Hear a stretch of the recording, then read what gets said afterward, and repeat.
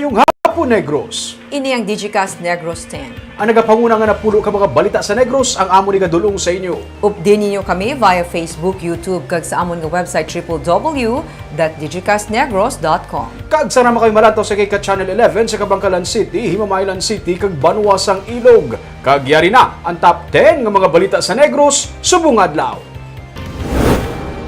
21 ka mga empleyado sa Victoria City nagpositibo sa COVID-19. City Hall, temporaryo nga ginsiradaan. Mga senior citizens nagdagsa sa mall para mabakunahan.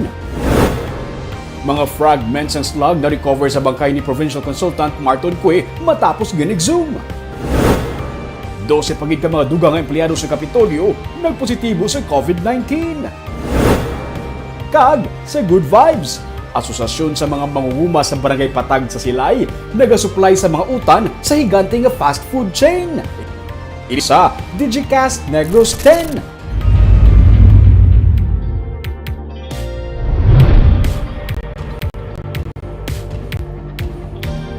Sa number 10, konsehal sa Bacolod nga nagpositibo sa COVID-19, nag-ayo na ang kondisyon pero nagapabilin sa ospital kaupod sa iyang asawa nga nagpositibo man sa virus. Ginpahayag ni Bacolod Emergency Operations Center Executive Director M. Ang nga kung ikumparar kahapon, nag-improve na subong ang kondisyon sa konsehal. Biyernes ang gindala sa ospital ang konsehal matapos maglain ng pamatsyag kag siya ang nag-COVID-19. Suno kay Ang, hindi na kinahanglan nga i-disinfect ang iya opisina o kunang session hall sang sangguniang panlungsod bangod virtual man ang session sang SP kada Miyerkules. Wala ginhingadlan ni Ang konsehal bangod nag-ayo ang pamilya sang konsehal. It is improving. Improving. Ang yamas away niya, ma'am. Okay, good. Ang wife is though milder ang symptoms, and she's okay now. But both of them still in the hospital. Still confined in the hospital.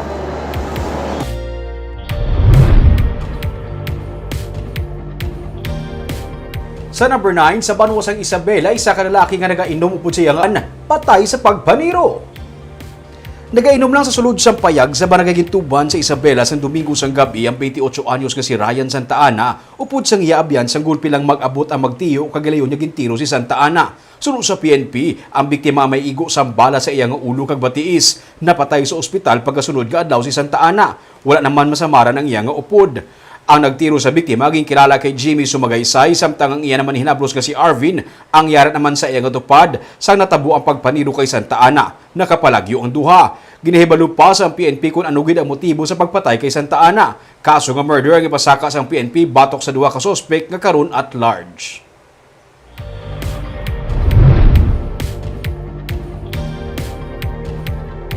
Sa number 8, mga fragments sang slug ang natigayon recover sa National Bureau of Investigation matapos gin-autopsy ang bangkay sa provincial consultant nga si Marton Cue. Suno kay Attorney Renwa Baldovino, sang Lunes ginpatigayon ng autopsy sa bangkay ni Cue matapos nga magsugot ang pamilya sini. Ipadala nila para sa ballistic examination ang na-recover nga fragment para mapatod ang kalibre sang armas nga gingamit. Isa karon sa mga pagpanghangkat nga ginaatubang sa kaso amo ang kakulang sang saksi, rason nga sa forensics o kon ang physical evidence na sarang matipon amo ang ginatutukan. Mayara man gid sang anggulo nga ginalantaw pero hindi na iniluyag pa nga ipalayag sang NBI. Kagabi ginmando ni Presidente Rodrigo Duterte ang pagpangusisa sa kamatayon sa provincial consultant. Suno kay Baldovino, Abril 13 sa nakabaton siya sang mando gikan sa regional office nga magpatigayon sang parallel investigation. Abril 14 nagdeploy na sila sang team. Abril 12 gintiro si Cue sa San Carlos City sang ini ang manugsakay sa salakyan gikan sa iya nga opisina. May ginporma naman nga task force ang PNP para sa kaso. Forensic in the absence of witness or witnesses sa actual shooting incident. We are focusing on the forensic, on the physical evidence available sa in relation to the crime, sa crime scene.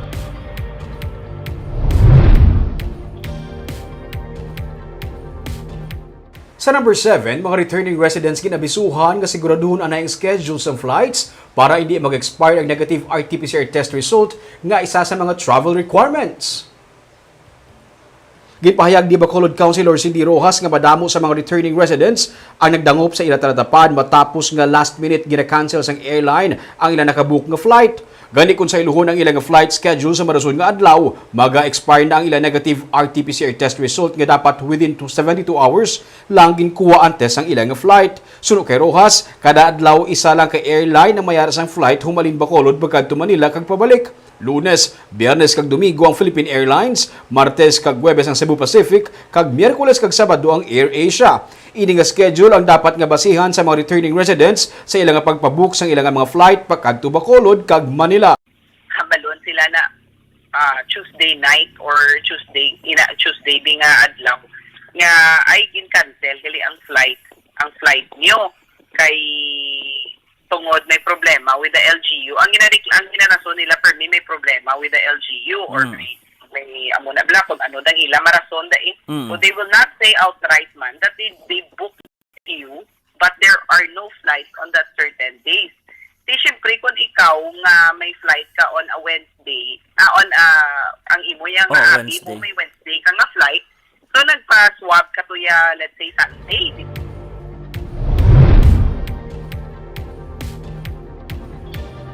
Sa number 6, Negros Occidental may masobra sa 200 ka bag-o nga kaso. Nagapabili naman sa masobra 2,000 ang active cases. Sandig sa latest COVID-19 bulletins ang DOH Region 6, 244 ang dugang nga kaso ng COVID-19 sa Negros Occidental. Kalabanan diri local cases. 12,114 na ang total cases ng COVID-19 sa probinsya. Kag 2,349 sa diri ang active cases. Sa Bacolod, 26 ang kaso ng COVID-19 ang nadugang kahapon. 871 karon ang active cases sa Bacolod. Samtang sa Negros Oriental, 93 ka kaso naman sa COVID-19 ang nagdugang kahapon. Kalabanan sa bag-o nga kaso ang yara sa Dumaguete City, Bayawan kag Sibulan. Nagsaka man sa 387 ang active cases sa Negros Oriental.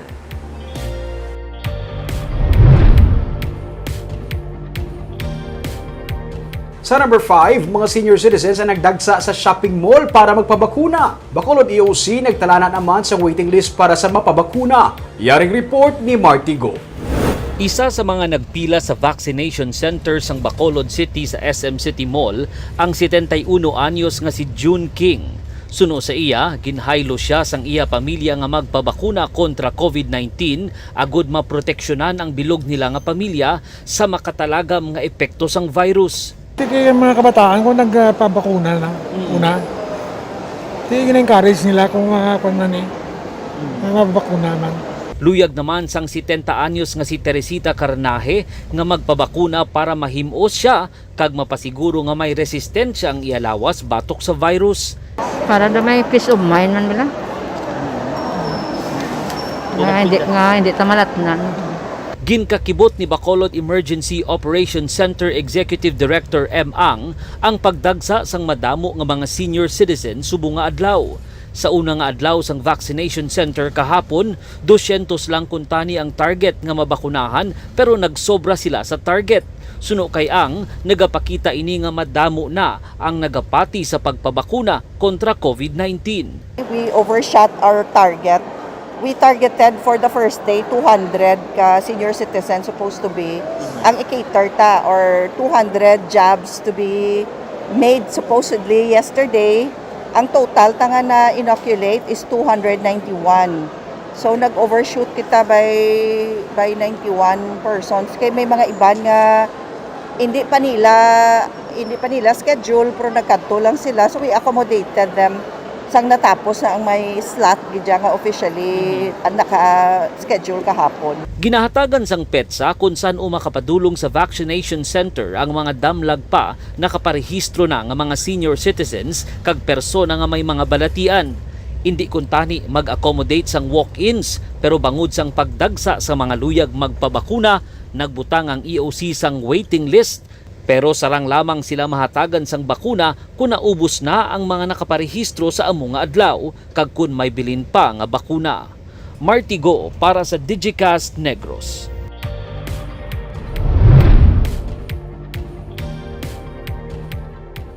Sa number 4 Land Transportation Office sa Bacolod natalana nga magbukas buwas nga adlaw matapos magsira sa sulod sang duha ka adlaw. Sini nga aga sirado sa gihapon ang talatapan sang LTO Bacolod sa ikaduha na nga adlaw. Sunod sa pamuno sang LTO Bacolod nga si Ruben Tampos, nagpatigaan sila sa disinfection sa ilang opisina kag para kabahin man sang ilang preventive measure.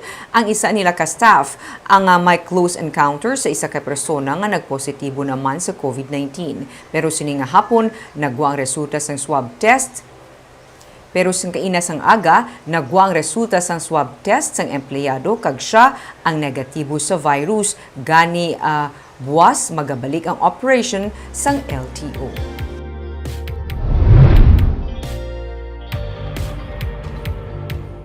Sa number 3, operation sa Bacolod City Police Office ang apektado na matapos magdangat sa 85 ang mga active cases ng COVID-19 sa kapulisan sa Bacolod.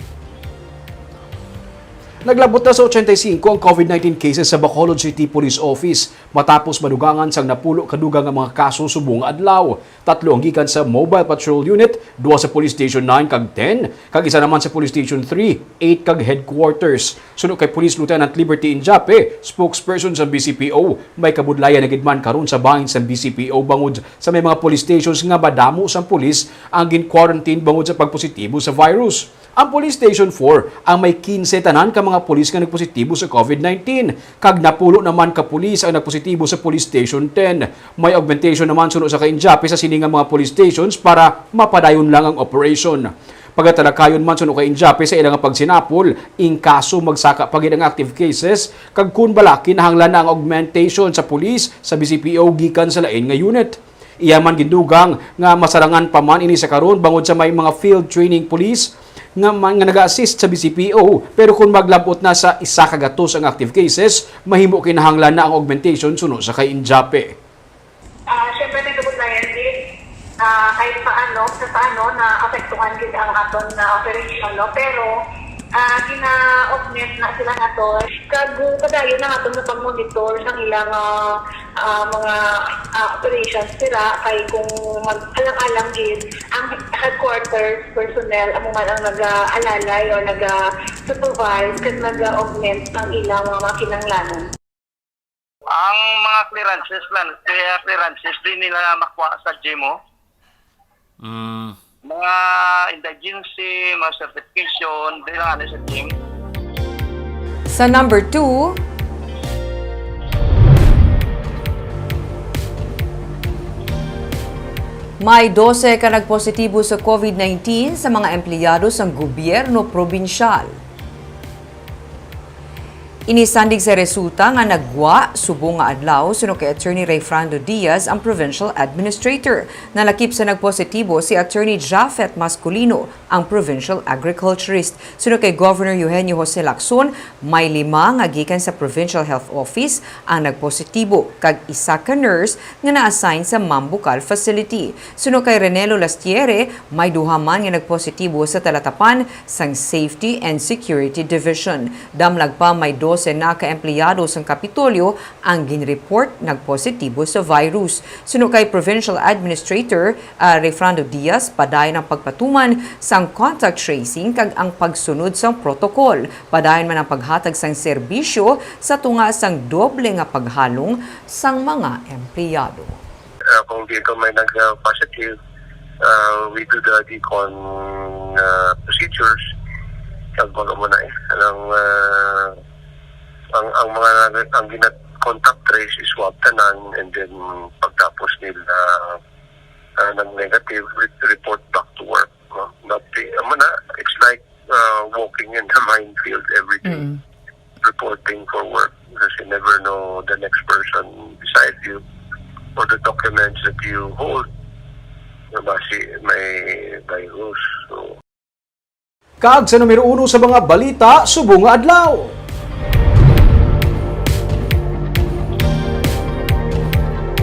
Ginmando ang temporaryo nga pagsira sang City Hall sa Victoria City. Ini kasunod sa pagpositibo sa COVID-19 sang 21 tanan ka mga empleyado. Ini base sa swab test result nga nagwa sang kahapon. Yaring report ni Barbara Mijares. Sa COVID-19 update sa Victoria, 37 ang gin-report new cases ng kahapon, Mayo 3. Suno kay City Administrator Dino Acuña, ini ang pinakamataas nga new cases nga na-report sa isa ka adlaw sa Victorias, humalin pa man sa nag-igo ang pandemya. 21 diri mga empleyado sa City Hall. Rason nga nagpapanaog sa executive order si Victoria City Mayor Francis Frederick Palanca nga nagamando sang temporaryo nga pagsira sang City Hall sumugod subong nga adlaw tubtob sa Biyernes para makapatigayon sa maid-id nga disinfection, ilakip na ang contact tracing.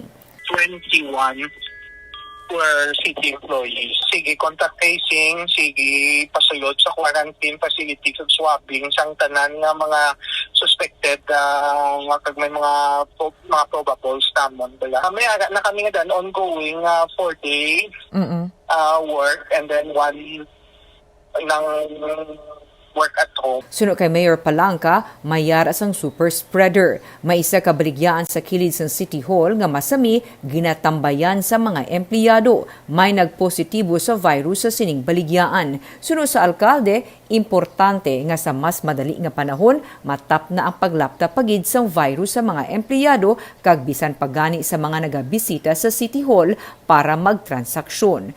15 sa nagpositibo gikan sa City Engineer's Office nga nagalakip sa City Engineer.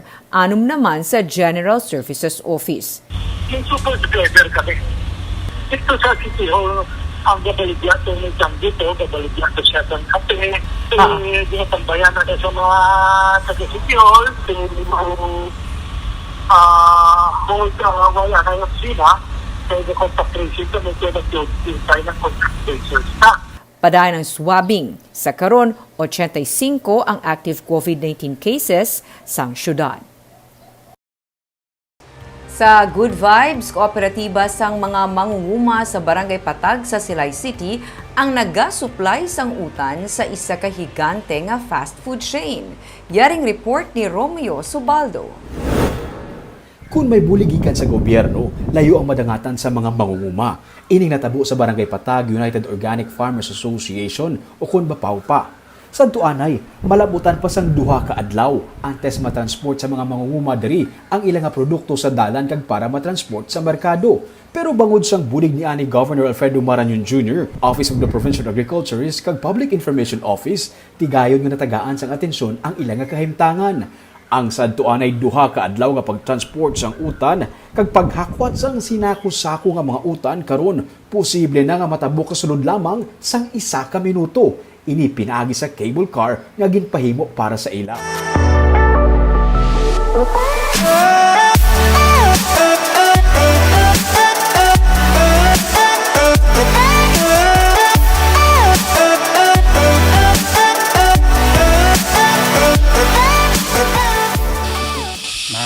Pagsiling mo niya subong niya nga mardes kaya duga-duga ito ka na sa tiyak. Tanguna, duwa kadlaw pa na. Anis pa katabok sa tiyak? Eh, hindi sa una, sipa ba dala. Tala, nagaling magamu ka na oh. Layo na. Tapos bitbit pa sa kusako. Yung madugmok, pagkati sako na, pasaan mo. Tagduwa ka adlaw subong niya, minutos na lang tabok mo na. Minutos na, pasing harvest ta. Muning adlaw, harvest ta da. Harvest ka. Mga petchay, repolyo, sayote, rabanus, cauliflower, kamatis kag iban pa ang ilang gina-produce nga mga utan. Makabig man ini nga classic example sa ginasili nga farm to table, preska nga harvest gikan sa uma, rekta sa mga kalan-an. Subong ang amon nga pag nadeliveran ko ng halindre, pinaagi ko na sa roster. Roster ga rekta ko sa balaring, mga milk cans dito kung sisay. Ay, mga kalan-an dito? Dili ka mo matugahatag dito sa balaring. O, so, one time naka-supply kami to, pero tungod nga ang supply ng jutay pa lang, huwag pa kami nakabalik. So, balik ko naman sa namin. Kag bangod man sa bulig sa Department of Agriculture, tigayon sila nga nakakonek kag naka-accredit sa Jollibee Foods Corporation. Sila ang nakadulong sa mga utan sa mga branches sa Jollibee kag ginapatraining pa sila. Kung accredited ka na nila, but silingon, may mga restaurant nga under sila, kamong ga-deliver. Sa inyo sila kuha. Ka-deliver kung hindi ka na-credit sila. Chowking kayo under na sila, pwede ka deliver. Directly na. Directly na. Mga Jollibee mismo nga branches, ga-deliver mo kamo. Pwede na kami. Eh kung hindi ka accredited sa Jollibee, hindi ka deliver sila nga. Pati ang mga mangunguma sa kaiping nila nga mga barangay ang nagapasulod na sang ilang utan sa kooperatiba sang patag. Sila mismo nagapananom, sila ang nagaani, kag sila man ang naga-marketing. Ganit ran nga benepisyo, rekta sa mga mangunguma kag hindi sa trader. Ginkilala man ang ilang nga good agricultural practices kay hindi sila dependent sa chemicals sa ilang nga pagpatubo sang utan. Ginakulang ang paganing ilang nga supply sang utan sa ilang nga mga customer. Kung wala nag-pandemic, ayawan sila kalagas ang demands para sa ilang nga utan. Sa karon, ginalauman nila nga kuntani, mapadayon sa masunod nga henerasyon, ang ilang insuguran, kagin pangabudlayan. Barb, again, ang ini nga storya sang mga farmers ni sa patag, isa ka classic example nga, dako gid siya ang malaputan sa mga mangunguma kung may suporta gikan sa government. Ming, no? Inang, syempre, ang government, Ming, kabalo kita nga, amugin mo rin sila yung may resources, bala. So, that's really, one good thing and one good news nga nagtinad, sa pagtinad. Kag ini nga mga mangunguma, Barb, wala sila yung nangamo. Sila mismo ang nagapanguma sa ilang nga duta. Sila mismo sa nagabaliga sa ilang harvest. That's why, kadako sa ginaganan, kadako nagabalik sa ila. Wala sa middleman nga involved. At least, Ming, inang tsakto ng ginhambal mo, kumbaga, buo pa kahit pa paano ang ilang makita nga income. Kagkabay pa, matabo siya sa ibang man nga farmer association, no? Kag hindi lang sa patag. Example sila. Kaga po itong mga balita sa Negros, subo nga adlaw. Kay man sa panahon karon importante nga maihibalo ka sa nagkakatabo sa imo nga palibot. Pero dapat balanse kay eksakto ang mga impormasyon. Padayon kami nga magapangalagad sa Negrosanon. Ako si Barbara Mijares. Tubtub sa buwas ako naman si Romeo Subaldo, mayong hapon.